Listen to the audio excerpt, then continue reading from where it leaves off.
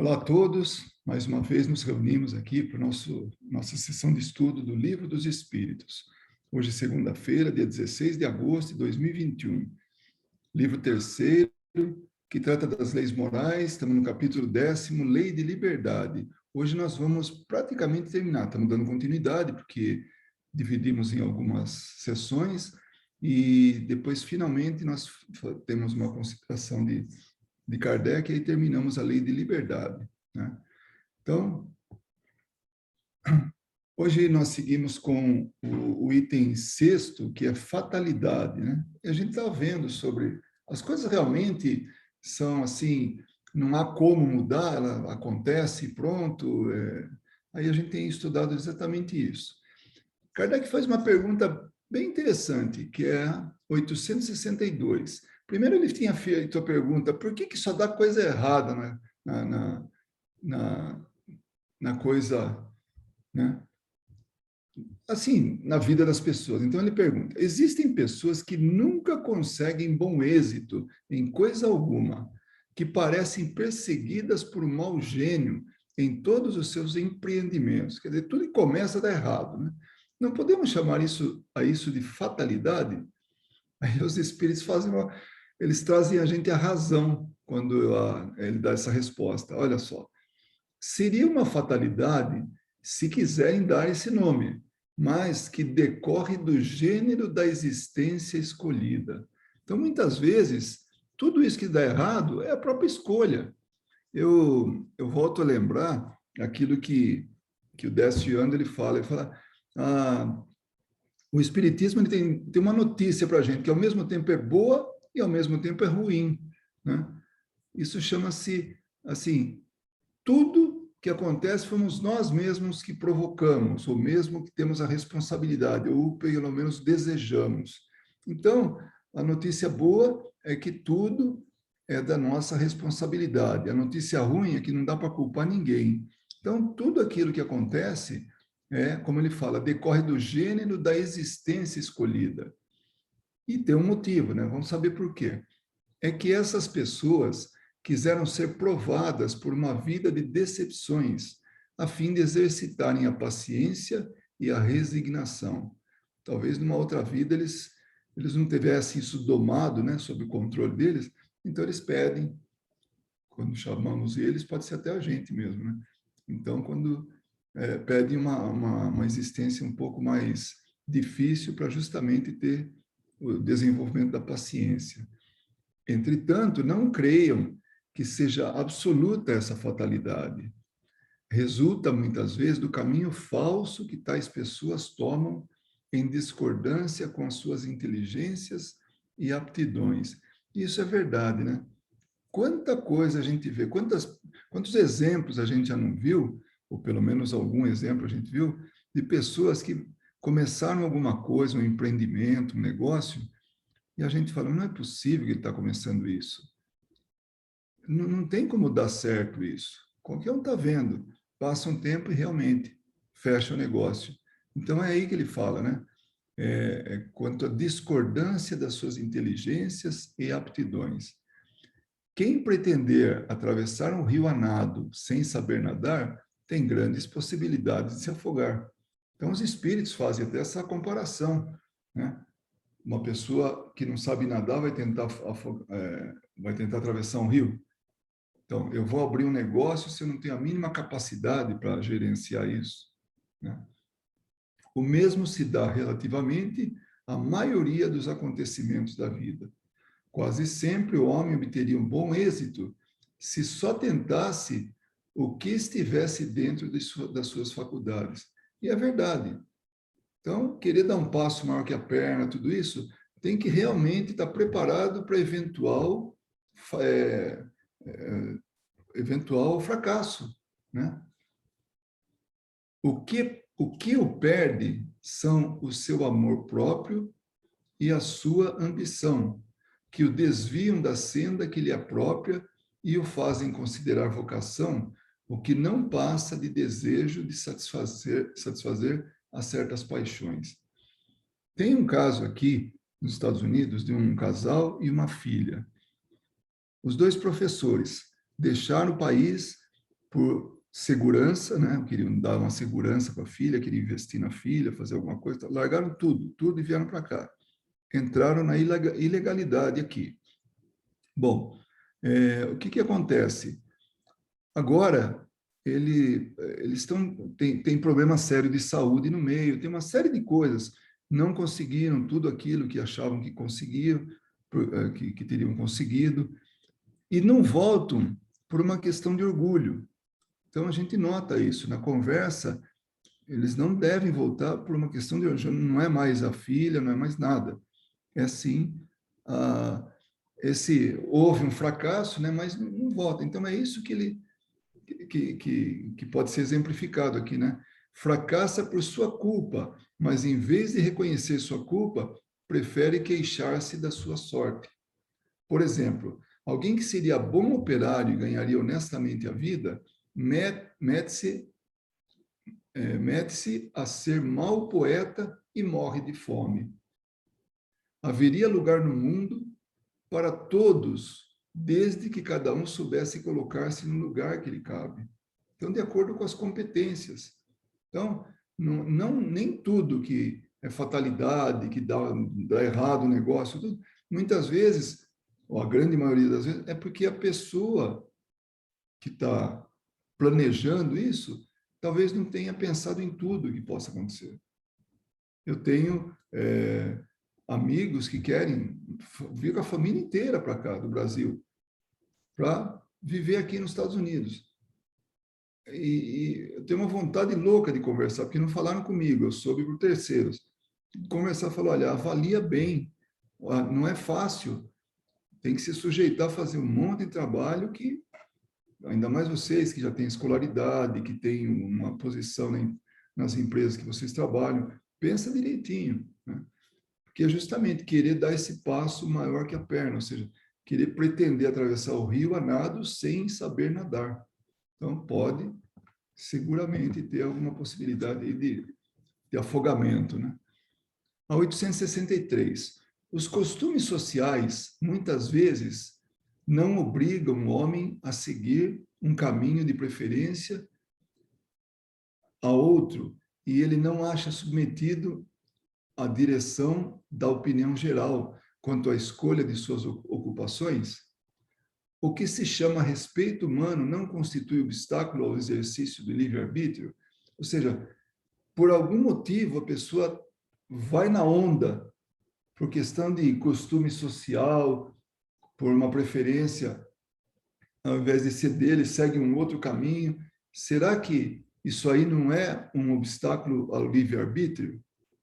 Aí os espíritos falam, olha, são os homens que fazem os costumes sociais e não Deus. Se a eles se submetem aos homens, né? É porque eles convêm. Então, ninguém é obrigado a seguir nenhum costume social, nenhuma intervenção dos homens, ou, enfim, somos nós que decidimos. Tal submissão, portanto, representa um ato de livre-arbítrio, pois que, se o quisessem, poderiam libertar-se de semelhante peso. Então, realmente, se a gente quer ter uma vida livre, né, não precisa estar assim, deixando que outros tomem conta de nossas vidas. Principalmente esses costumes sociais, né, como ele falou. Então, o que acontece? Por que então eles se queixam? Falece-lhes razão para acusarem os costumes sociais. Então, tem que culpar os outros. Mas como a gente falou anteriormente, a notícia boa e a ruim é a mesma, né? A responsabilidade é nossa. Não dá para culpar ninguém. Devem lançar a culpa de tudo ao tolo orgulho de que vivem cheios e que os faz preferirem morrer de fome a feri-los. Então, nosso orgulho morre intacto, né? Ainda que morramos de fome. Ninguém lhes leva em conta esse sacrifício feito à opinião pública, ao passo que Deus lhes levará em conta o sacrifício que fizerem de suas vaidades. Então, é esse que deve sacrificar, as nossas vaidades. Então, tomar a decisão certa. e não a conduzida pelos homens, pela sociedade. Isso não quer dizer que o homem deva afrontar sem necessidade aquela opinião, como fazem alguns em que há mais originalidade do que verdadeira filosofia. Há tanta falta de juízo em alguém que procurar ser apontado a dedo ou considerado animal curioso, enquanto há tanto acerto em descer voluntariamente, sem murmurar, desde que não possa manter-se no alto da escala. Então, um pouco de humildade não vai fazer mal a ninguém, né? Mas o nosso orgulho não permite. Então, a gente tem que se manter na sociedade aí, né? Bem na fita, né? A 864, Kardec fala, assim como a pessoa sem sorte em tudo, outras parecem favorecidas por ela, pois que tudo lhe sai bem. A que atribuir isso? Então, no outro caso, só saía coisa errada. Nesse caso, tem aquilo que parece que a pessoa, nossa, parece Rei Midas, né? Onde toca, vira sucesso, vira ouro, né? E aí os espíritos falam, geralmente é que essas pessoas sabem se orientar melhor nos seus projetos, mas também pode ser um gênero de prova. Que interessante, né? Tanto a pobreza quanto a riqueza, entre aspas, a sorte, entre aspas, o azar, tudo isso é ferramenta de melhoria, de crescimento espiritual. O sucesso embriaga essas pessoas. Elas confiam no seu destino e muitas vezes pagam mais tarde esse bom êxito com cruéis desgraças que poderiam evitar com a prudência. Isso me leva a pensar naquele cara que opta por roubar. Ele rouba um pouquinho, deu certo. Rouba mais um pouco, deu certo. Rouba de novo, continua dando certo. Aí vai criando nele um certo conforto, uma confiança de que nada vai dar errado. E ele continua assim, até que um dia ele é pego, né? Então, é isso que eles falam aqui, que os espíritos falam. O sucesso embriaga essas pessoas, né? E pode acontecer de ter cruéis desgraças, mas tudo poderia ser evitado se tivesse um pouco de prudência. A questão 865, como se explica que a boa sorte favoreça algumas pessoas em circunstâncias com as quais nada tem a ver a vontade e a inteligência? No jogo, por exemplo, isso aqui é bem dia a dia aqui de Las Vegas, né? Alguns espíritos têm escolhido previamente certas espécies de prazer. Vamos entender que o que ele está dizendo é assim, ó, quando o espírito está na erraticidade e vai reencarnar, ele escolhe alguma espécie de prazer. A fortuna que os favorece é uma tentação. Aquele que ganha como homem, perde como espírito. Eu acho essa frase fantástica. Muitas vezes nós deixamos de lado coisas que realmente importam para o nosso espírito e nos abraçamos a alguma coisa aqui enquanto encarnados, que depois vai perder tudo, que não vai, nós não vamos poder continuar, porque não tem valor nenhum do ponto de vista espiritual. Não quer dizer que as coisas não tenham valor. Nós estamos subordinados a toda uma estrutura social onde a gente dá valor para as coisas, né? As coisas têm o seu valor, sejam serviços, sejam artigos, né? Sejam o que for, né? E nós precisamos disso para viver na sociedade que hoje se formou. Mas nós temos que estar sempre conscientes de que se a gente quer muito como homem, nós podemos perder como espírito. E o que importa realmente é espírito. Então é preferível ganhar como espírito do que ganhar como homem, né? É uma prova para o seu orgulho e para a sua cobiça, essa da pessoa ser bem-sucedida, né, em tudo que faz e tal. Então, a fatalidade que parece presidir aos destinos materiais de nossa vida também é resultado do nosso livre-arbítrio? Olha, é como se fosse martelar na mesma tecla. Nós somos os responsáveis pelas provas que nós passamos. Nós escolhemos se isso foi algo que seria para nós, assim, o fator de crescimento espiritual tem aprovação dos espíritos superiores. Então, a gente vem para cá com uma prova já definida, né? Então, como dizem os espíritos, você mesmo escolheu a tua prova. Quanto mais dura ela for e melhor a suportar, tanto mais te elevará. E é verdade. A gente vê quantos espíritos que vieram aqui, passaram por maus bocados e chegaram, né, mas tiveram um comportamento assim, ilibado, né, comportamento reto. Então, chega no plano espiritual, é muito bem atendido, muito bem assistido, vai para uma posição melhor do que quando saiu, né? Vamos pegar, sei lá, Chico Xavier, por exemplo. Não foi fácil a vida dele. Ele não tinha sossego, ele teve que abrir mão de tudo, família, tudo. O que ele conseguiu como família foi a família de encarnados que ele juntou em torno deles, que ele criou os filhos, ou desculpa, os irmãos, né? Ele tinha assistência que ele dava a todo mundo. Foi a maneira que ele viu de ter a sua família, mas sempre com muito sacrifício, né? Não buscou a riqueza, vivia com o essencial, né? Então, e teve uma prova dura. Então, quanto melhor ele suportou, melhor se elevou. Os que passam a vida na abundância e na aventura humana são espíritos covardes que permanecem estacionários.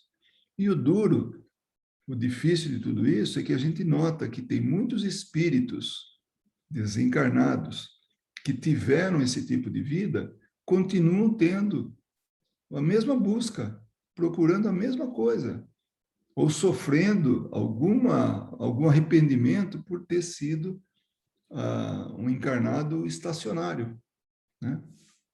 Assim, o número dos desafortunados é muito superior ao dos felizes deste mundo. Atento que os espíritos, na sua maioria, procuram as provas que lhes sejam mais proveitosas. Eles veem perfeitamente bem a futilidade de suas grandezas e gozos. Acresce que a mais ditosa existência é sempre agitada, sempre perturbada, quanto mais não seja pela ausência da dor. E aí ele fala, dá uma olhada na questão 525, né? Que é essa aqui. É na intervenção dos espíritos no mundo corpóreo, quando fala da influência dos espíritos sobre os acontecimentos da vida. Então, na questão 525, que ele pede para dar uma olhada, e tem outras também, mas vamos ficar só nessa aí, que desdobra em duas, né? Os espíritos exercem alguma influência nos acontecimentos da vida? Certamente, pois que lhes aconselham. Então, aconselham tanto para o bem quanto para o mal, né? Aí Kardec pergunta mais um pouco, né? Exercem essa influência por outra forma que não apenas pelos pensamentos que sugerem, isto é, tem ação direta sobre o cumprimento das coisas? Sim, mas nunca atuam fora das leis da natureza. O que ele quer dizer com isso? É que não tem como fazer coisa que não é possível, não seja possível dentro das leis da natureza. Ninguém derroga a lei as leis da natureza, né? Então, e aí mais para frente tem a permissão, tem tudo aquilo que a gente sempre fala, né? Particularmente no estudo do Livro dos Médiuns, que a gente vê que não é tudo que o espírito quer fazer que ele pode fazer. Ele tem que ter permissão para isso. Então, essas leis da natureza, essas permissões, tudo tem um controle, né? Mas que eles podem influenciar o acontecimento das nossas vidas? Sim, pode. E pode mais do que só pelo pensamento. Aí, voltando, né? Kardec pergunta, 867. De onde vem a expressão nascer sob uma boa estrela? Né? Na minha terra fala assim, nascer virada para a lua, né? Então, os espíritos dizem, olha, isso é uma antiga superstição que prendia os destinos dos homens às estrelas. Alegoria que algumas pessoas fazem a tolice de tomar ao pé da letra. Então, algumas pessoas têm, sei lá, alguém leu a mão, alguém fez um plano de vida, né? E não, você nasceu com uma boa estrela, tudo vai dar certo para você. A pessoa acredita naquilo, né? É tão bom a gente receber notícia boa, muito melhor que notícia ruim. Então, essa superstição não é de hoje, né? E muita gente, inclusive, vai atrás disso realmente, né? Para saber o que é o futuro, como é que vai se dar no futuro. E é justamente sobre o futuro que nós falamos agora, né? Que é o item 7º, conhecimento do futuro. Kardec pergunta na questão 868, o futuro pode ser revelado ao homem? Os espíritos falam, olha, em princípio, o futuro é oculto, e só em casos raros e excepcionais, Deus permite que seja revelado. Então, é positivo não saber o futuro. Poxa, mas que chato, eu queria tanto saber, né, o que vai acontecer comigo, ou com alguém da minha família, para que lado que nós vamos, como é que vai desenvolver o caminho, né? Mas não, isso aí não é, isso é coisa rara, né? E Kardec fala assim, tá, então, por que o futuro é oculto ao homem? Com que objetivo o futuro se conserva oculto ao homem? E a resposta tem uma lógica muito grande.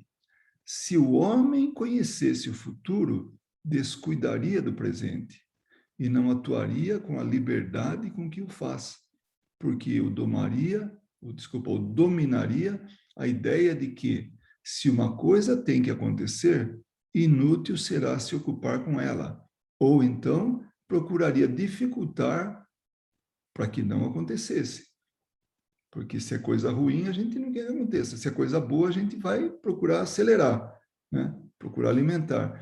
Então, percebem como aqui tem tudo a ver com livre-arbítrio? Não atuaria com a liberdade com que o faz. Então, como eu não tenho conhecimento do futuro, eu faço como eu acho melhor. Eu tomo a decisão por mim mesmo. Eu uso o meu livre-arbítrio. Deus não quis que assim fosse, a fim de que cada um concorra para a realização das coisas, até daquelas às quais, né, desejaria opor-se. Então, é uma lei de Deus. Deus colocou essa lei para isso, para que coubesse a gente realizar, para que a gente pudesse concretizar, né? Ou ainda se opor. Então, nós temos esse desconhecimento que é para nós sermos cada vez mais, ou para sermos realmente mais independentes nas tomadas de decisão. Assim é que você mesmo prepara muitas vezes os acontecimentos que hão de vir no curso da tua existência. Então, nós promovemos isso. Lembra um pouquinho lá atrás da fatalidade? Eu entrei no mau negócio, acreditei numa pessoa, não fiz a bendita da verificação da idoneidade, dos recursos, de tudo, né? Do planejamento, né? Então, eu fui o responsável pelo acontecimento nessa existência disso aí. Fiquei pobre, paupérrimo, por não saber usar a cabeça. Então, nós somos responsáveis pelo acontecimento. Então, nós temos toda essa liberdade. Então, é melhor que a gente não saiba do nosso futuro, seja ele qual for. E Kardec insiste, né? Mas, se convém que o futuro permaneça oculto, por que Deus permite que seja revelado algumas vezes? Porque os Espíritos falaram, olha, algumas vezes acontece, raramente, mas acontece. Aí eles dizem, permite-o, né? Permite conhecer o futuro, quando o conhecimento prévio do futuro facilite a execução de uma coisa em vez de bloquear, obrigando o homem a agir diversamente do modo por que agiria, se lhe não fosse feita a revelação. Então, é assim, é melhor que ele saiba, para que ele corra atrás disso, porque se ele não souber, ou melhor, se não acontecer isso, vai sair muito do planejamento dele. Porque nós temos uma ajuda muito grande, inspirada, né? Parece ocasional, né? Algumas vezes, mas o fato é que nós temos uma ajuda muito grande dos espíritos para que a gente siga o nosso caminho conforme nós planejamos. Então, nós temos essa ajuda. Então, é importante que a gente siga aquele caminho, ainda que para isso nós tenhamos que ter um vislumbre do futuro. Alguém contou ou nós mesmos sabemos sobre isso. Com frequência, também é uma prova. A perspectiva de um acontecimento pode sugerir pensamentos mais ou menos bons. Então, do mesmo jeito que pode ser alguma coisa para facilitar, para dar continuidade na nossa evolução, pode ser uma prova também. E aí cabe a nós decidirmos. Não queremos mudar, não queremos, de nós não querermos mudar esse caminho, né? Porque precisa passar por isso, né? É uma prova. Por exemplo, se um homem souber que vai receber uma herança que nem esperava, pode ser que a revelação desse fato desperte nele o sentimento da cobiça, pela perspectiva de possíveis maiores gozos terrenos, pela ânsia de possuir mais depressa a herança, desejando talvez, para que isso aconteça, a morte daquele a quem herdará. Olha que coisa! Então, é muito importante, nesse caso, né? É melhor não saber de tudo. Já pensou se eu sei que um avô, um pai, um tio, sei lá, alguém que vai deixar uma grande fortuna para mim? Imagine a minha expectativa. Eu, em vez de fazer prece para ele se melhorar, talvez eu faça prece para ele piorar, para mais rápido ter acesso a essa herança. Então, é muito importante que a gente tenha isso em mente, que o conhecimento do futuro pode, em muito, atrapalhar a nossa vida. Ou então, essa perspectiva lhe inspirará bons sentimentos e pensamentos generosos. Se a predição não se cumpre, aí está uma outra prova ainda. Consiste na maneira como é que nós vamos suportar essa decepção. Ah, não aconteceu. Foi tudo para uma outra pessoa, foi para uma instituição, toda aquela herança. Não vou ver um níquel, né? uma moeda daquilo lá. Pronto. Então, como é que eu vou suportar essa decepção? Eu que já tinha feito planos, já tinha feito até o itinerário da viagem que ia fazer por toda a Europa, depois Ásia, depois América do Sul, depois, enfim, né? Uma decepção para mim. Então, como é que eu vou suportar isso? Como é que eu vou, né, dar de frente com isso? Nem por isso, entretanto, lhe caberá menos o mérito ou o demérito dos pensamentos bons ou maus que a crença na ocorrência daquele fato lhe fez nascer no íntimo. Então, tudo isso vai mostrar para a gente como é que a gente age com relação a uma decepção dessas, ou então como aconteceria, né? Então, é melhor que a gente não saiba. É assim que eu vejo. A única vez que eu tive a possibilidade de que alguém lesse minha mão, eu falei que não gostaria. Foi até engraçado. Foge talvez um pouquinho aí do nosso conteúdo, mas vamos lá. Eu estava caminhando, estava trabalhando, e nesse dia eu estava no Uruguai, né, em Montevidéu. Aí teve uma folguinha lá, eu fui caminhar na beira da praia de Rio, né, porque o Rio, né, o Rio da Prata parece um mar, né, de tanta água. E eu estava caminhando, de repente uma cigana, na verdade eram duas, né, uma delas falou: vem cá que a cigana vai ler sua mão, né? Eu falei, não, obrigado. Não, vem cá que... Não, não, obrigado. Ele falou, brasileiro, né? Eu falei, sim. Então, vem cá, brasileiro, vou ler sua mão, né? Eu falei, não, muito obrigado, né? E fui embora. Aí lá atrás ela falou assim, a cigana vai te rogar uma praga, então. Aí eu fiquei pensando naquilo. Eu confesso que dos primeiros minutos, eu falei, nossa, que praga será que ela vai rogar? E eu fiquei assim, e entrei num clima de preocupação, até que eu falei, mas peraí, diante de tudo que eu acho que eu sei, eu ficar preocupado com isso, então eu reverti isso para uma confiança de que não ia acontecer nada, como realmente não aconteceu. Não teve praga nenhuma, pelo menos não que eu saiba, né? E, mas voltando um pouquinho, né, da história, era que eu não tenho interesse de ver, mas tem muita gente que tem interesse de ver o futuro, né? Tem gente que não faz nada sem consultar um, uma cartomante, algo assim, porque acha importante.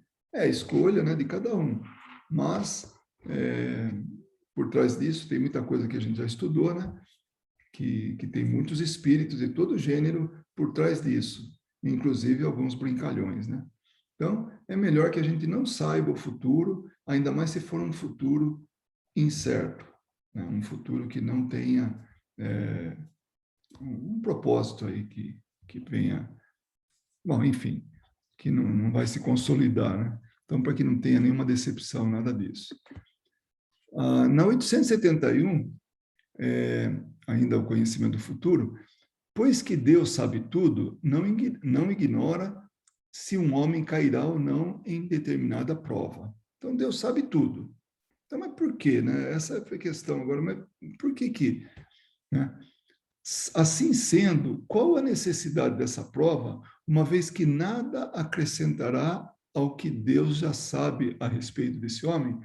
Olha a perspectiva. Kardec está colocando como Deus sabe tudo, e aí, inclusive, aquilo, a atitude, a decisão que o espírito fizer, como que vai refletir em Deus? E aí, a gente nota que os espíritos invertem isso. Olha, isso equivale a perguntar por que Deus não criou o homem perfeito e acabado. Então, na questão 119, que eu não pus aí na tela, mas, né, que a pergunta assim, Deus pode livrar os espíritos das provas que devem sofrer para chegar à primeira ordem? Ou seja, Deus pode limpar o caminho, né, para esse encarnado, para ele poder chegar mais rápido na perfeição? Deus não criou o homem perfeito, finalizado. Ele criou todos simples e ignorantes, todos iguais, não deu chance maior para um nem para outro. Todo mundo é igual, passou a régua ali, todo mundo tem o mesmo princípio, o mesmo começo. De novo, não vai dar para culpar Deus pelo que a gente se tornou, porque ele não foi, ele não teve preferência por ninguém, e não tem, né? Por que o homem tem que passar pela infância? Desculpa. Porque o homem tem que passar pela infância antes de chegar à condição de adulto. Então, ele não pode pular fase nenhuma. E aí ele manda ver a questão 379. A questão 379 é justamente...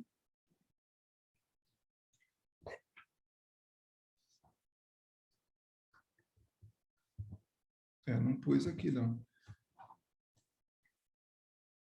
Achei que eu tinha colocado a questão 379 para vocês. Hein? Mas está aqui, ó. O espírito que anima, fala da infância, né? Que anima o corpo de uma criança é tão desenvolvida quanto de um adulto, e os espíritos falam, ó, pode ser até mais, se ele mais progrediu, pois são apenas os órgãos imperfeitos que os impedem de manifestar, né? Que impede esse espírito de manifestar. Age de acordo com o instrumento de que se serve. Então, Deus tem todo, né, através das leis, faz com que nós passemos por cada uma das fases, com todo, sabe, assim, sem pular etapa. Então, todos nós passamos pela infância até chegar à condição de adulto. A prova não tem por fim dar esclarecimentos a Deus sobre o homem, pois que Deus sabe perfeitamente o que ele vale, mas dar ao homem toda a responsabilidade de sua ação, uma vez que tem a liberdade de fazer ou não fazer. Então, não é, Deus que quer saber ou vai ou já sabe tudo e analisa o homem. Não, somos nós que temos que mostrar para Deus a competência nossa, é de nós para Ele. Então, nós, é a nossa manifestação, através do livre-arbítrio, é a liberdade de fazer ou não fazer. O sublinhado não está no livro, tá? É só para evidenciar aí o que a gente está, o que chama mais atenção, né? Olha só, o espírito, o encarnado, que seja, dotado da faculdade de escolher entre o bem e o mal, a prova tem por efeito colocá-lo em luta com as tentações do mal e lhe conferir todo o mérito da resistência.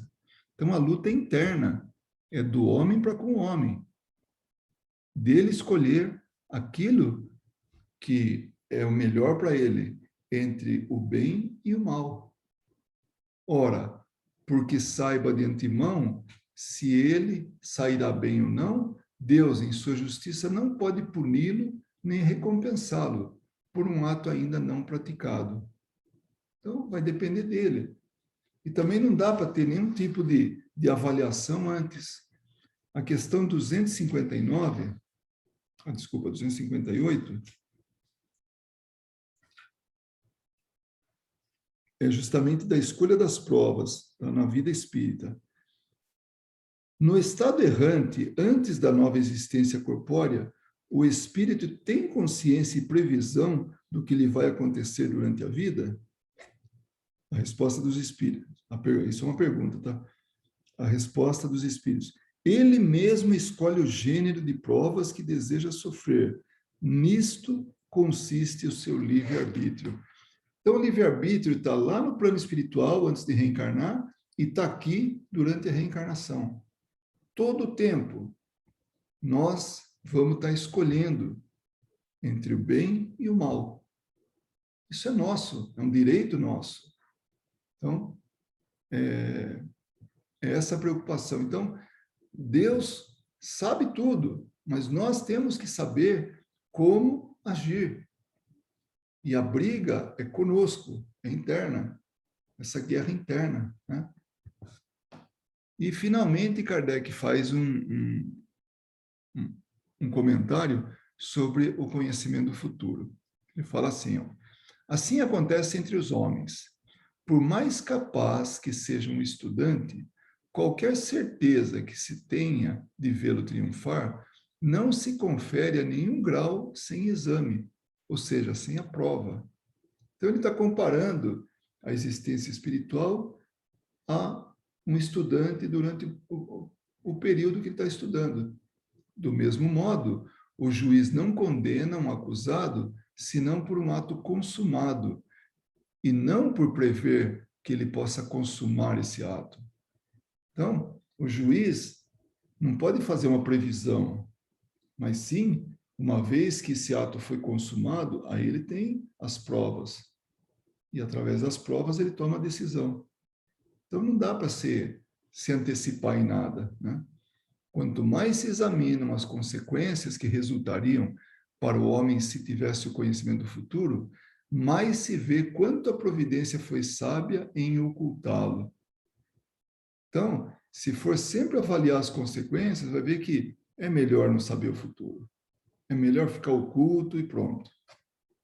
Se aparecer de vez em quando aí um vislumbre do que vai ser o futuro, para que seja produtivo para mim, então, aí tudo bem. Mas se não, para não dar nada errado, deixa como está. A certeza de um acontecimento feliz o mergulharia na inércia. A de um acontecimento infeliz, no desencorajamento. vai dar tudo certo, não vou fazer mais nada, vai cair do céu para mim. Ou então, ixi, vai acontecer tudo isso aí? Meu Deus, eu vou desistir, eu não vou poder, não vou ter forças para poder suportar tudo isso. Tanto em um quanto em outro, suas forças estariam paralisadas.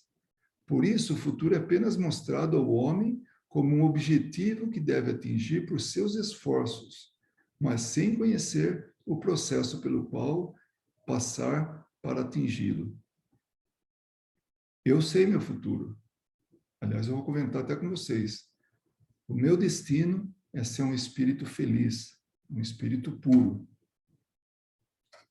Então, o que tem de novidade isso aí? Agora que a gente sabe, não tem novidade nenhuma, mas é o que eu sei do meu futuro. Só que eu tenho que trabalhar para isso, os caminhos que eu tenho que percorrer, o que eu tenho que fazer para atingir esse objetivo meu. Então, esse é o nosso futuro. Agora, o que nós vamos fazer tudo? Vamos deixar para o dia a dia, né, acontecendo. O conhecimento de todos os incidentes no caminho lhe diminuiria a iniciativa e o mau uso do seu livre-arbítrio. O livre-arbítrio tem que ser isento. Realmente, tomar decisão certa. Certa como? Não acertado, não, mas aquilo que nós achamos que é o certo. Né? Tomar essa decisão. E claro, quanto mais esclarecido nós formos, aí sim, mais acertada a nossa decisão. Ele se deixaria levar pela fatalidade dos acontecimentos sem exercer suas aptidões. Então, poxa, eu sou tão criativo, tudo, mas foi apresentado um futuro tão negro, tão assim, terrível, fatal, né? Que eu não vou ter forças, quer dizer, eu estou cortando, já não estou usando minha criatividade para sair do buraco. Né? Por quê? Foi colocado isso. Oi, pode falar. Se alguém abriu o microfone aí. Acho que fui eu sem querer, Luiz. Tá. Oi, Kátia. Não tinha visto Boa noite. atrás da tela aqui que eu estou compartilhando. Né? Quando o sucesso de uma coisa é assegurado, ninguém se preocupa mais com ela. Vai dar certo mesmo? Por que eu vou gastar energia com isso? Não é assim? Então, parece jogo de futebol, né? Já fez 2 gols, ou até 3, agora, tudo no primeiro tempo, no comecinho, vamos ficar tranquilos que não vai acontecer mais nada. Então, a gente não se preocupa mais com o futuro, que é o final do segundo tempo, e aí pode ter uma surpresa desagradável.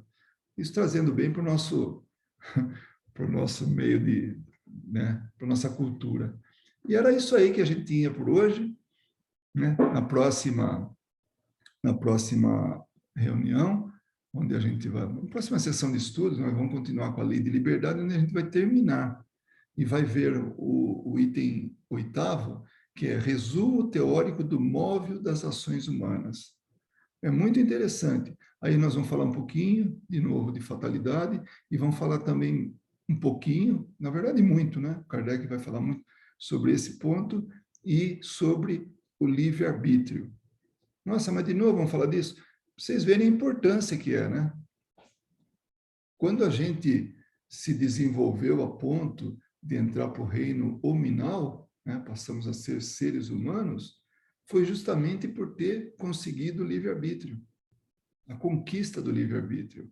E a partir daí, ele vai, durante muito tempo de nossas vidas, até que chegue um momento que nós nem vamos precisar usar mais livre-arbítrio. A gente vai optar entre o bem e o mal?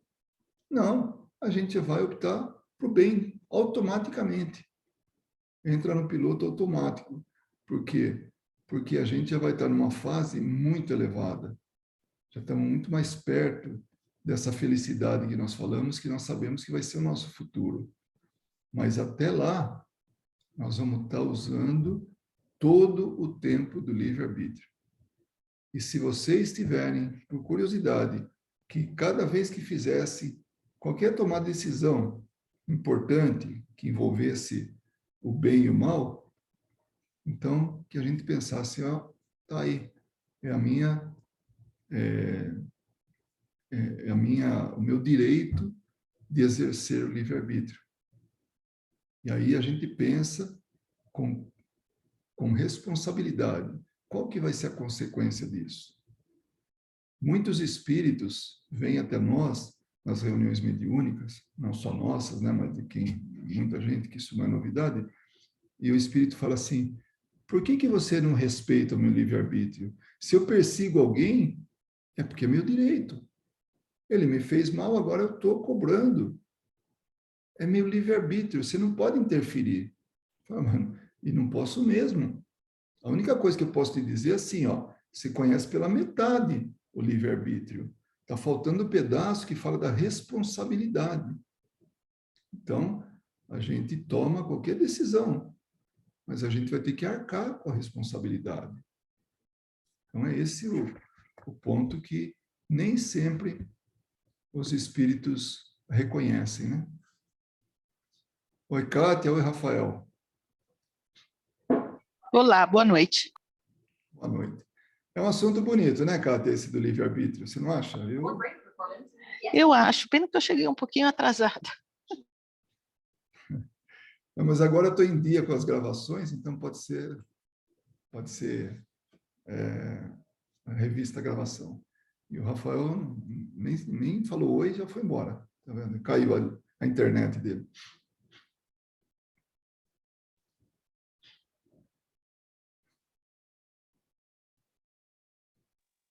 Eu queria falar uma coisa, Luiz, que eu acho interessante. Essa situação de você querer ver o seu futuro, né? Como que as pessoas abrem mão fácil do seu livre-arbítrio, né? Ou do raciocínio lógico de que o futuro realmente não existe, porque ele ainda está para ser construído. Existe a possibilidade, é claro, a gente sabe, tem um planejamento reencarnatório, existe aquela probabilidade de que você caminhando desse jeito vai dar naquilo, mas existe sempre o momento da mudança, né? A gente tem isso nas nossas mãos, né? Quando eu decido que eu quero mudar, eu posso mudar. Não vou dizer que é fácil, mas é possível. Só que quando as pessoas vão atrás de cartomante, eu nem sei mais os outros nomes, parece que elas estão querendo saber o que elas devem fazer, né? Elas querem abrir mão da sua responsabilidade, né? Como que é fácil, às vezes, para o ser humano abrir mão desse livre-arbítrio, né? Eu fico, às vezes, toda vez que vem esse assunto, eu fico impressionada, eu fico sempre pensando nisso. Eu confesso para você, Ana Paula, que eu também penso nisso. Muitas vezes, bom, existe uma cultura, sabe, só para exemplificar, a cultura do consultor, né? Então, existe, durante muito tempo eu vi isso nas empresas que eu trabalhei. Então, contratavam-se um consultor a peso de ouro, né? E ele vinha na empresa, fazia uma análise e tal, e falava, olha, vocês têm que fazer isso, isso, isso. É mais ou menos, bom, eu acho que é o mesmo caso do livre-arbítrio, só que é um livre-arbítrio empresarial, né? Então, as pessoas vão decidir aquilo para a empresa. E aí o consultor fala, dá lá tal, recebe, vira as costas e acabou o trabalho dele, né? E quem fica com a consequência é quem pagou por isso, quem aceitou. E eu faço essa comparação também. Eu confesso para você que eu tenho essa mesma, isso, sabe, essa pulga atrás da orelha, né? Por quê? Às vezes eu penso assim que a pessoa vai atrás do maravilhoso. Nossa, essa pessoa sabe tudo, então eu preciso que ela me oriente, né? Ignorância pura, sabe? Isso que você falou de abrir mão do livre-arbítrio, abrir mão do direito. Isso é um direito, sabe? A gente conquistou isso aí. E a gente realmente está abrindo mão. Então, só tem ponto negativo que eu vejo. Quando que talvez, se ela tivesse um pouco de discernimento, raciocinar por si, até um exercício, né? Para que ela resolva as coisas, qualquer que seja, e aí ela vai atrás daquilo que ela tem que fazer, ela vai tomar essas providências. Mas tem muito... Eu lembro de um presidente no Brasil que ele fazia... Ficou até famosa lá, a cartomante, né? Ele consultava. Imagina o risco, né? O risco de um comandante de uma nação colocar nas mãos de uma cartomante esse destino, né? Então, realmente é complicado. Oi, Kátia, pode falar. Eu queria jogar uma pergunta para o grupo, para a gente pensar juntos. Será que o livre-arbítrio evita aqueles grandes marcos da nossa vida? Será? Ou será que esses grandes marcos da nossa vida irão acontecer independentemente das decisões que a gente tomar? Porque tem coisas que acontecem que a gente pensa, nossa, totalmente fora do meu controle. Se eu fosse para a direita, iria acontecer, se eu fosse para a esquerda, iria acontecer, para frente, para trás, não adianta, iria acontecer. Então, será que o livre-arbítrio consegue evitar os grandes marcos da nossa vida? É para pensar, né? Para pensar. Eu estou aqui coçando a língua para falar, mas eu queria ouvir. Eu acho que sim. Eu acho que sim. A gente fala... Eu acho que sim. Lembra que a gente estava falando outro dia da pessoa, de um adolescente, né? Um rapaz, ele começa, tá bem, de repente vai para as drogas e acaba tendo uma overdose. Talvez o marco da vida dele, ele parou ali. Ele deveria ter uma experiência, mas ele, por livre-arbítrio, decidiu mudar o rumo disso e acabou desencarnando antecipadamente. Eu acredito que sim. Eu ia usar esse exemplo e um outro ainda, mas é bem colocado isso.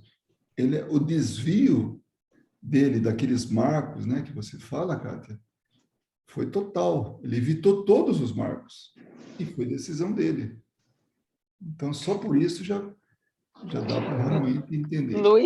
Luiz, eu falei esse exemplo que esse rapaz realmente aconteceu. Esse rapaz faleceu, ele jovem, ele perdeu o pai e acho que ele devia ter uns, sei lá, 18, não sei exatamente as idades, mas talvez um pouco antes, e ele passou em exatamente 10 anos, 5 primeiros ele segurou a onda, os 5 últimos ele começou a entrar na droga porque ele não suportou a perda do pai. Ele estava um menino muito bonito, jogador de futebol, campeão aqui em Vegas, e estava assim, com um futuro brilhante, mas ele não conseguiu suportar. E ele morreu de overdose. Depois, em particular, você manda para mim o nome dele, para a gente colocar aqui no livro de vibrações. Eu achava que ele era um caso hipotético, né, que você tinha falado. Não, com certeza. Acho que tem 4 anos que isso aconteceu. Inclusive, é um pouco relacionado, assim, indiretamente à nossa família, família do meu marido.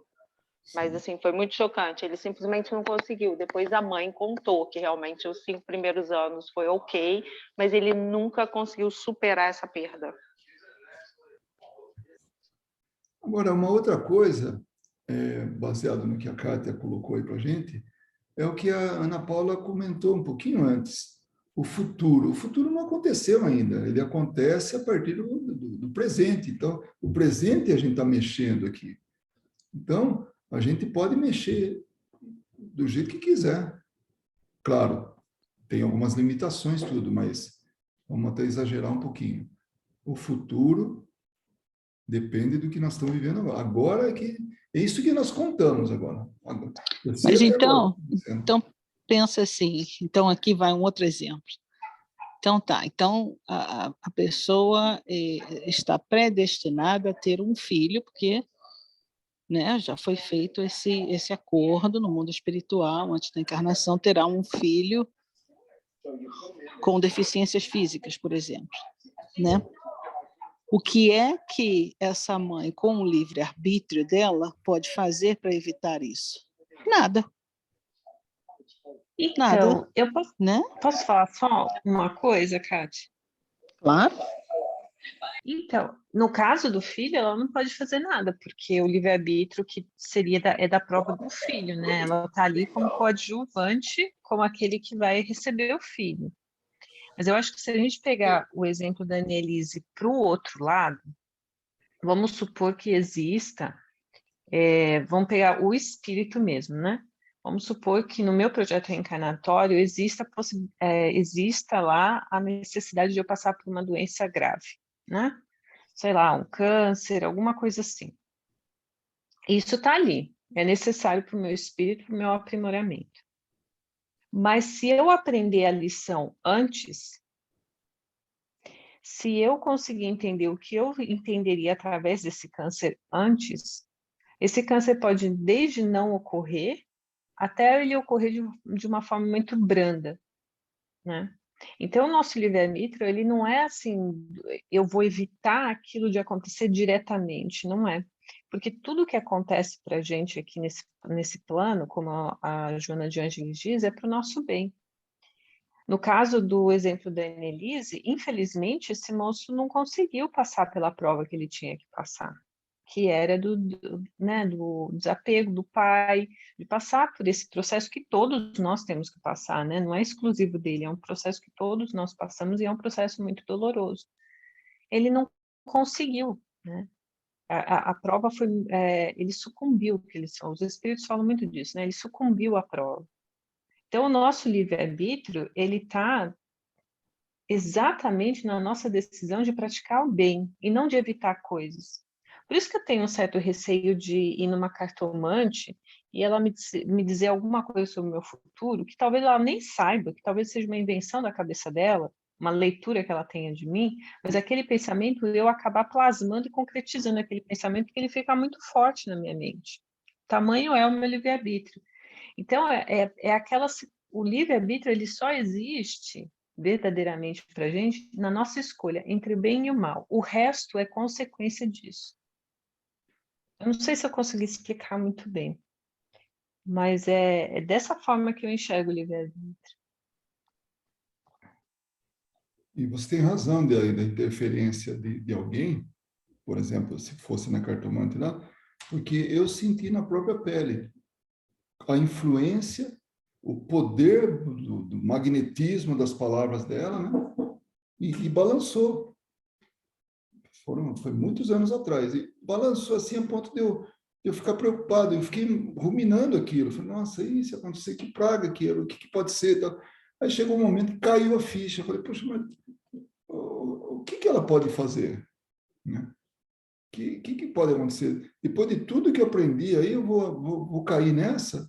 Então, realmente, Kardec tem toda a razão de passa tudo pelo crivo da razão. Não aceita nada assim né, gratuitamente. E esse negócio pode ser uma coisa boa que tem que acontecer na vida da gente. Eu tenho acompanhado já há algum tempo o trabalho, né, e, através das lives, e até mesmo de experiência de cirurgia espiritual à distância, daquele grupo de Birigui. E tem um depoimento de uma repórter muito interessante. Ela conta que ela não podia ter filhos, casou tal mas mesmo antes, né, que ela vivia com o futuro marido tal, 3 anos, nunca tomou precaução nenhuma e não engravidava. Depois foi no médico, fez umas cirurgias lá tal enfim. Mas ele falou, olha, está tudo preservado, né? Mas você não tem um risco muito grande de não ter filhos. E passou mais um tempo, aí ela passou a trabalhar na divulgação da doutrina espírita. E ela foi justamente fazer uma reportagem de curas espirituais que aconteceram em Ribeirão Preto, eu acho. Né? Foi o grupo lá para fazer naquele local. Chega lá, ela sentiu uma vontade muito grande de passar pela cirurgia. Estava dentro fazendo a entrevista, Aí pergunta, o médico pergunta para ela, o médico espiritual, porque ela tinha dentro dela, ela sabia que ela seria mãe, né? Estava tudo contra ela, tudo, mas ela tinha dentro de si a certeza de que ela seria mãe. Ela, claro, contado por ela é muito melhor do que por mim, mas o resumo é esse.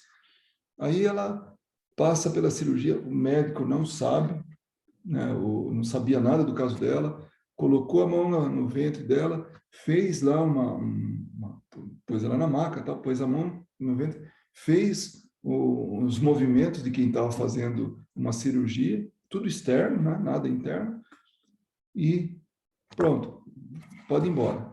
Passou um tempo, ela começou a sentir, primeiro a menstruação parou e depois veio os enjoos e tudo, né? E ela começou a ficar, né? E agora? O que é? Então ficou com medo de um lado, alegria do outro, ficou aquele... Até que ela fez o teste lá e estava grávida.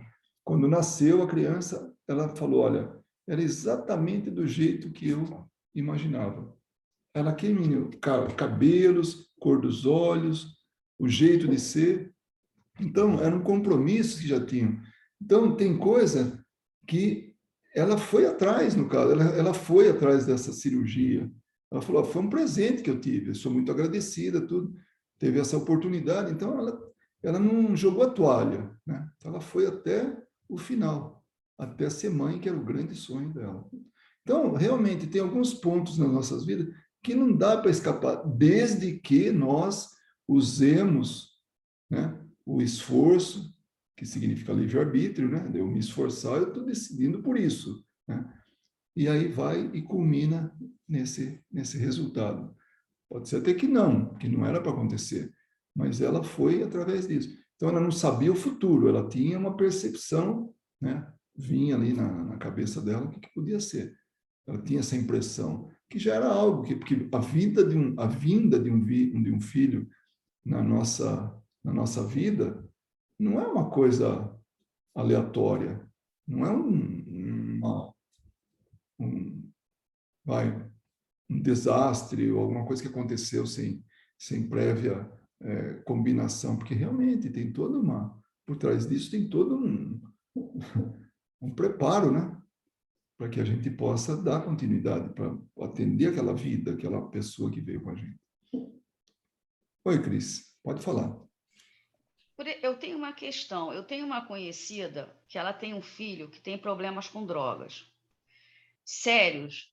E aí, ele, com 20 e poucos anos, ele atropelou uma pessoa por causa de bebida, morreu a pessoa. Bom, aí é aquela loucura, porque isso daí acaba com uma família inteira. Aí, bom, até agora não foi julgado e tal. Quando foi agora, eu soube, por acaso, soube essa semana pela minha irmã, que eu nem sabia, que ele tinha atropelado outra pessoa há cerca de 6 meses de novo, pelo mesmo motivo, e morreu de novo, outra pessoa. A questão que eu tenho dúvida é o seguinte, até que ponto a gente pode interferir no livre-arbítrio da outra pessoa? Porque ele é um doente, ele realmente é um dependente químico, isso é um fato. Um garoto que é formado, entendeu? No que ele faz, ele é bom, mas ele tem problema, ele não consegue, ele ainda não se convenceu que ele é um dependente químico, que ele não pode usar. E a mãe, quando foi a última vez, a mãe foi lá na casa da mãe dela, que ele mora com a avó, ele pediu um negócio para ela falou, tá bom, eu vou aí mais tarde, tal. Ela foi, quando ela chegou lá, já tinha uma pessoa da clínica e ela dopou e internou ele na marra. Então, a questão é, até que ponto a pessoa pode interferir? Porque o que acontece? Ela tomou uma decisão que, para ela, deve ter sido uma das piores da vida dela. Você dopar o teu filho, mesmo sabendo que é para o bem, é uma violência você forçar. Só que, naquele momento, foi porque ela já estava vendo que o garoto, sabe, estava incontrolável, ele melhorava, de repente voltava. Como é que fica essa situação? A gente tem esse direito de interferir no livre-arbítrio do outro, porque ele provavelmente está fora de si. Não é uma coisa, acho que ele não pensa. Quando ele está bem, ele não consegue, é mais forte que ele porque ele é um doente. Como é que fica essa situação nesse caso? Sabe, ele está Cris, internado até hoje. tem uma citação de Jesus que ele fala assim, o mal é necessário, mas ai daquele que for o motivo do mal, aquele que promover o mal.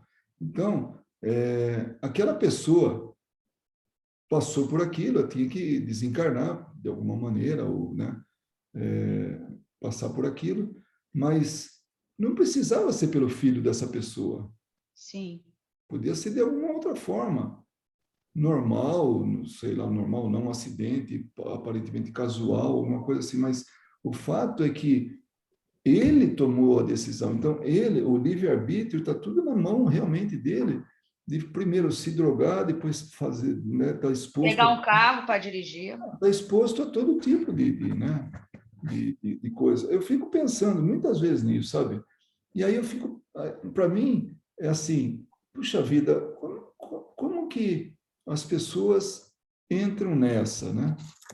O que tem por trás de tudo isso? Cada um é um indivíduo que passa por experiências ao longo de muitas existências, e nesta, a sua personalidade, né, a personalidade dele, se manifesta e deveria ter muito mais cuidado para consigo próprio, e não conseguiu. Ele não veio para ser assassino. Claro que não. A decisão dos pais, né, da mãe, de internar, foi baseada numa lógica, porque o livre-arbítrio também tem isso, né? Ou é uma coisa totalmente, né, a pessoa faz impensadamente, né, mas ainda assim tem consequência, ou então ela pensa, eu vou fazer isso porque isso é o certo. É isso que tem que ser feito, né? E pode ter realmente, como você falou, uma violência, mas Sim. a família achou que era o certo, para evitar uma terceira morte, uma quarta, Claro. né? Foi assim que eles, né? Porque é muito difícil realmente a gente saber o que é certo nesse ponto. Mas Exatamente. uma coisa é certa, a própria lei, as leis nossas preservam a sociedade e recolhem algumas pessoas, tiram da sociedade porque ela pode causar mal para aquelas pessoas que ela tem contato. Agora, a mãe está agindo parecida com a sociedade, com as leis, segundo ela. E segundo a gente mesmo, se for julgar isso. Não, com Ela, certeza. Mas a minha pergunta é: teoricamente, a gente pode interferir no livre-arbítrio do outro, porque, de repente, ele teria que ficar por ele mesmo, e a mãe, de certa maneira, interferiu, botou numa clínica. Então, enquanto ele estiver nessa clínica, ele está sob controle. A minha dúvida é: a gente tem esse direito de interferir no livre-arbítrio, porque ele não teve opção. Ela chegou lá, quando ele já tinha uma pessoa esperando, dopou e levou. Quando ele acordou, ele estava na clínica, como está até hoje. Essa é que é a minha dúvida, a minha grande dúvida. As pessoas têm que passar por aquilo e ela mesmo ter a decisão, ou pode alguém interferir achando que a melhor atitude é aquela? ela interferiu Sim, no livre-arbítrio dele. Se é um direito dela, não é? Ela interferiu. Ela tomou a decisão por ele, né? sim. Então foi isso. Assim como uma cartomante que fala, faz isso, faz aquilo, tá? Ela está interferindo no livre-arbítrio da pessoa, ela está acima Mas, do. mas acho que tem uma diferença, Luiz. Vamos pegar a questão do mundo de regeneração e mundo de provas, né? Como que essa decisão ela é feita? Ela é feita porque determinados espíritos como nós, a gente não tem. A gente tem um livre-arbítrio, mas a gente tem um livre-arbítrio muito cerceado, né? A gente não pode sair daqui, desencarna e falar, não quero mais ficar nesse planeta, vou lá para o mundo de regeneração. Se a gente pudesse fazer isso, a gente ia estragar aquele mundo, né? Porque a gente ainda não está no nível. Quando você se dispõe a ser pai e mãe de um espírito, né? Em certas circunstâncias, você tem que ter o papel do seu mentor espiritual também. E eu enxergo muito o que ela fez nesse sentido. Olha, ele não pode mais tomar decisão por si. Não é que ela interferiu no livre-arbítrio dele. Ele não tinha mais como decidir, né? Não podia se dar mais, não podia dar para ele mais essa decisão. E ela interviu. A gente pode falar dessa forma, né? Que houve uma intervenção. Foi. Porque o sistema social que nós estabelecemos aqui ainda não tinha chegado para interferir, né? Porque ele acabou, né, tirando a vida de duas pessoas, né? Sim. Então, se um sistema falhou, o outro sistema tem que tomar conta. E uma forma dela evitar coisas piores, inclusive para ele, é tomando a decisão por ele, porque ele é incapaz de tomar a decisão. Quando uma pessoa é incapaz de tomar uma decisão, a gente tem que tomar por ela. Os médicos fazem isso nos hospitais, toda hora acontece isso, né? Os Eu penso muito espíritos fazem dessa isso forma. também. Os espíritos, Exatamente. quanto ao reencarnante, né, também podem fazer Uhum, isso. Eles têm também. maior conhecimento. Aliás, se ela não fizesse isso, você concorda comigo que ela estava abrindo mão da responsabilidade dela como mãe? É uma situação, olha, terrível, meu Deus do céu, olha que coisa. Né? Mas eu não sei até Quando a que gente... ponto a gente, quando mesmo ela passou a ser responsável porque ele era um cara incapaz, até que ponto isso tira da responsabilidade a decisão em termos espirituais, entendeu? De evolução espiritual. Ele não conseguiu por si só escolher a melhor decisão, entendeu? Foi outra pessoa que tomou por ele. Aí ele vai ter que, quando ele desencarnar, ele vai ter um processo junto com a espiritualidade responsável pelos projetos reencarnatórios dele de como solucionar esse problema. Entendi. Mas no que você relata nessa história, para mim fica muito claro, né? Ele é incapaz de tomar a decisão e ela não pode abrir mão da responsabilidade dela enquanto pai. Por isso que essa questão de pais e filhos é uma questão assim que a gente tem que esmiuçar muito, porque não existe uma data, uma idade, onde os pais deixam de ser responsáveis pelos filhos e não existe nada que os pais façam que tire a responsabilidade dos filhos em relação aos pais. Então, é uma coisa que é muito complexa, né? Mas que fica evidente que se ela virasse as costas, se a gente pensa na questão do espírito, o que seria, então? Qual que é a resposta que ela vai dar para o mentor espiritual dela? Verdade. Esse comentário seu é muito apropriado, Ana Paula, porque quando nós estamos na animalidade, nós não temos poder de decisão. Nós não podemos ter livre-arbítrio. É como se ele temporariamente tivesse nessa animalidade. Não está em condições de tomar. Alguém tem que tomar por ele a decisão. Assim como ao longo de todo o processo evolutivo nosso, até chegar a ser humano, nós fomos conduzidos até lá. E o instinto é que ia agindo, né? E mais a ajuda da espiritualidade superior, para que a gente pudesse ser encaminhado para poder amadurecer essa situação e ter o livre-arbítrio. Realmente, ele não tem... ele não estava em condições, né, para isso. Eu acho que a gente também tem que lembrar que o livre-arbítrio está muito alinhado com a nossa moralidade. Então, uma vez que eu consigo discernir entre o que eu deveria fazer e o que eu não devo fazer, que nem Paulo fala, né? Eu posso fazer tudo, né? Mas nem tudo me convém. Quando eu consigo fazer esse discernimento, tá aí o meu livre-arbítrio. Se eu negar se eu negar a fazer aquilo que eu já sei que eu devo fazer, então eu estou abrindo mão da minha responsabilidade, daí as consequências virão, né? Então a gente tem que, eu sempre lembrar que o livre-arbítrio está muito alinhado com a nossa moralidade, né? O que eu desconheço eu não posso fazer, mas aquilo que eu conheço eu já devo fazer, né?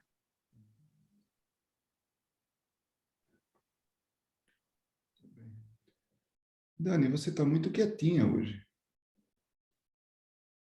Eu estou ouvindo vocês, mas eu concordo com Ana, né? A gente, eu acho que no exemplo da Cris, essa senhora, ela tomou o posicionamento porque, como você também falou, Luiz, ele não tinha condições, né? Ele não estava raciocinando mais para tomar e fazer suas próprias escolhas.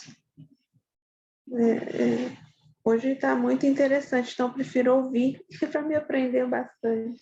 Na verdade, essa observação que você fez por último não foi minha, foi da Ana Paula. Foi da Ana? Foi.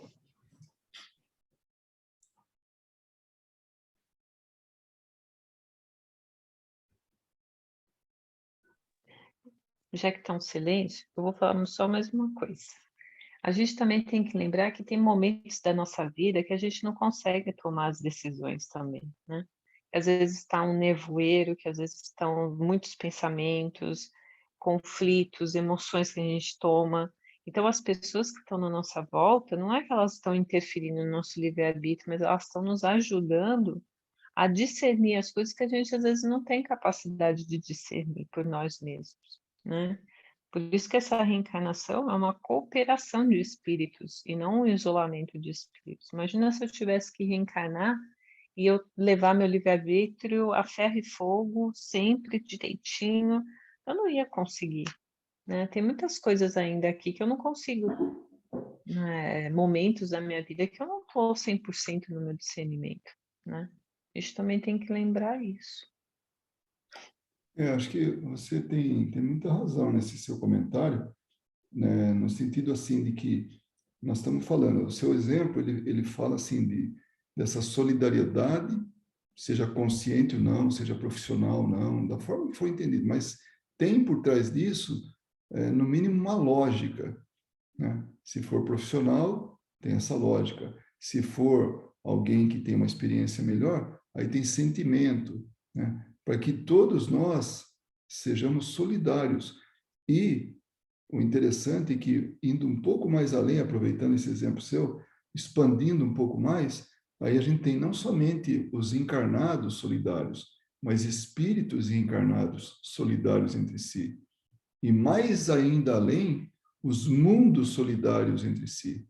Sabe, de partir gente de um mundo para outro, para que possa melhorar, para que possa conduzir para uma melhor experiência, para um melhor aproveitamento, um progresso mais rápido, ou simplesmente progresso, não precisa nem ser mais rápido, né? Então, realmente, essa solidariedade, né, ela está presente em tudo, em todo momento, né? Claro, a partir daqueles que, conscientes ou inconscientes, estão aptos a fazer isso.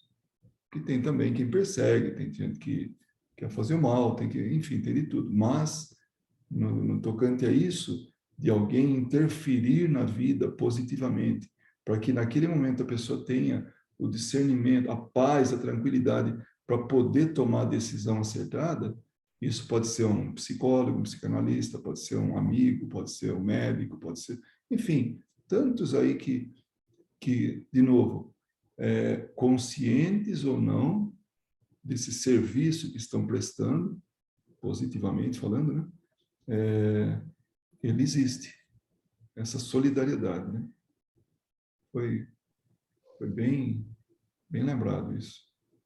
Naquele livro do Ícaro Redimido, quem ainda não leu, vale a pena ler, porque eles falam muito sobre essa questão do livre-arbítrio, né? Do que a gente... Pega muito o que a Kátia falou, né? De coisas que às vezes a gente precisa passar e a gente evita passar, né?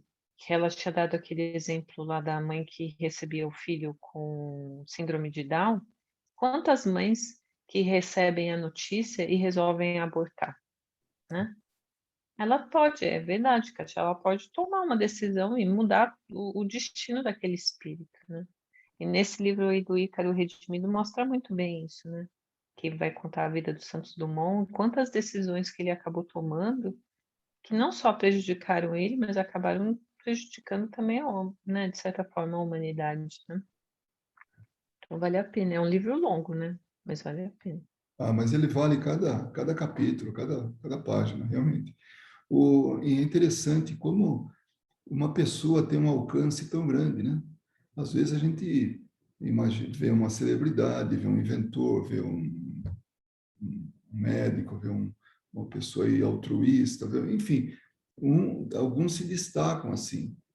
E se percebe que é um indivíduo que acaba tendo ainda mais nos dias de hoje com a internet, né, com comunicação assim simultânea, né, acontece, a gente espirra aqui, outro lá no outro lado do mundo fala saúde para a gente, né? Para mim é o maior exemplo assim de como a comunicação está hoje num nível tão grande assim, em termos de evolução, né? E aí realmente, e aí a gente vê o caso daquela mãe que durante o sono ela é convencida, ou tentam convencer ela, de que aquela gravidez era importante, e ela assume à noite, né, o compromisso, e durante o dia ela tem a preocupação e já quer abortar, né? E eles levam até o extremo aquela gravidez porque seria importante para o espírito. E hoje a gente sabe, puxa vida, a doutrina espírita abre nossa cabeça de tal maneira, nossa visão, que quando nós temos a oportunidade, podemos chamar assim, a oportunidade de ter um filho, um neto, alguém muito próximo que tenha alguma deficiência, né, que ele não possa manifestar a vida como uma pessoa qualquer, né, da grande maioria. Então, hoje a gente sabe dessa responsabilidade. E dificilmente, quando a gente sabe disso, dificilmente toma a decisão, já que nós temos essa liberdade de escolha, né, o livre-arbítrio, de abrir mão disso e falar, não, eu aborto e pronto. Né? Não, não quero, e eu não quero. Então, a comodidade, porque realmente a gente quer isso, porque ter um filho que tem necessidades especiais, nossa, é uma exigência muito grande, mas somente sendo totalmente abnegada ou tendo a consciência do que realmente, o conhecimento do que é aquilo, a oportunidade que está se dando para aquele espírito, só assim para poder ter a decisão correta, né? E querer ter esse filho e de levar até o fim, né?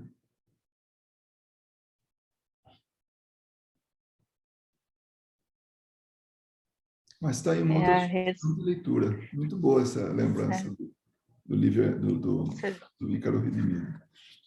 Você estava falando, me veio na cabeça assim, né? É a responsabilidade do amor, né? Quando Jesus fala amar o próximo como a si mesmo, é em todas as dimensões, né? A gente tem uma responsabilidade mesmo por aqueles que a gente ainda nem conhece. Ou, assim, não conhece no sentido encarnado, né? Porque desencarnado provavelmente já conhece. Mas a gente tem uma responsabilidade muito grande em relação a um outro ser humano, né? Porque a gente não pode fazer com o outro aquilo que a gente não gostaria que fizesse conosco, né? Acho que o livre-arbítrio, se essas pessoas querem saber, mas como que eu uso o meu livre-arbítrio? Pensa dessa forma, né? Você ia gostar de ser tratado dessa forma? Você ia gostar de passar por isso? Eu lembro de um palestrante, acho que foi o Rossandro, falando com alguém da família dele, um cunhado, acho que era um cunhado, né? Que ele, falando, o cunhado era a favor do aborto, né? Eu falei, você é a favor do aborto porque você está aqui agora, né? Se te fosse negado isso, não sei se você pensaria, né, sendo a favor do aborto. E realmente é isso, essa responsabilidade, não fazer para o outro, né, o que não gostaria que fosse feito para si próprio. Então, os exemplos, assim, os caminhos, as instruções, o conhecimento. Olha, nós já estamos até a tampa, né? Já está tudo por aí. Agora, claro que, de novo, né? Nós vamos optar, nós vamos escolher, nós vamos decidir se queremos, se não queremos, se fazemos, se não fazemos, se deixamos de fazer, enfim. E cada vez mais cresce na gente essa certeza do porquê da reencarnação. Realmente assim, é algo fascinante de quando a gente entende o motivo. Né? Bendito momento que a gente pôde ter acesso a isso. Sabe, quando caiu na nossa cabeça, ou na nossa frente, ou quando a gente teve o contato e foi desenvolvendo isso. Porque é muito esclarecedor. E as coisas passam a ter um significado diferente. Se eu não tivesse nenhum conhecimento desse, vivesse num país como esse, que, por exemplo, o aborto é algo legal, né, perante a lei, então não tem culpa, não tem nada, faz e pronto. Mas o conhecimento traz, porque, olha, é a oportunidade que esse espírito está querendo, está precisando, e depende da gente. Aí entra tudo isso que você falou, né, Ana Paula? Esse amor, né, essa responsabilidade. Nossa, deixa eu parar de falar aí, que senão tá indo para outra hora e meia, né? Já estamos no finalzinho aí do tempo. E aí já aproveitamos para perguntar quem que gostaria de fazer uma prece final, e podia até fazer aproveitando para aqueles que passaram pelo aborto, que ainda estão escravizados a pensamentos, a sentimentos, que possam se libertar disso, né?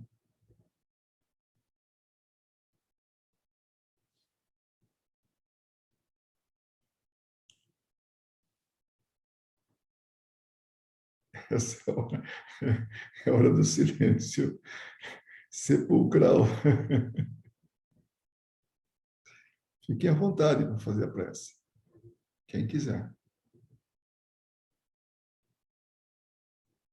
Estou com receio que eu vou ter que editar essa gravação para a gente poder tirar esse silêncio aí.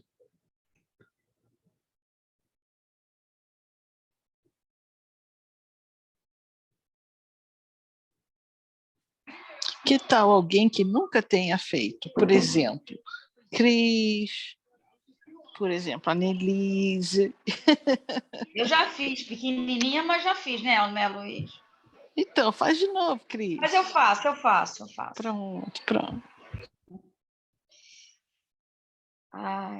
Vamos elevar os nossos pensamentos ao nosso Pai, agradecer por essa oportunidade de estarmos juntos hoje, mais uma vez, recebendo esse aprendizado que é tão importante para a nossa evolução. Quero agradecer especialmente por mim, que acabei de passar por uma cirurgia e foi um sucesso. Agradecer aos amigos espirituais que sei que de onde estiverem também estavam irradiando boas energias para que isso acontecesse. Gostaria de pedir por todas essas pessoas que se encontram com problemas espirituais, com problemas físicos e psicológicos, porque muitas vezes elas tomam atitudes erradas por conta dessas enfermidades. Então, que elas possam ser orientadas para que encontrem o caminho da luz. E gostaria também de pedir que iluminem a cabeça, a mente desses governantes do mundo, para que olhem mais para o povo e deixem de pensar sempre no seu lucro, porque, a meu ver, isso muitas vezes acontece. Agradeço mais uma vez por essa oportunidade e espero que possamos nos encontrar para o próximo estudo. Que assim seja, graças a Deus. Graças a Deus. Boa noite a todos.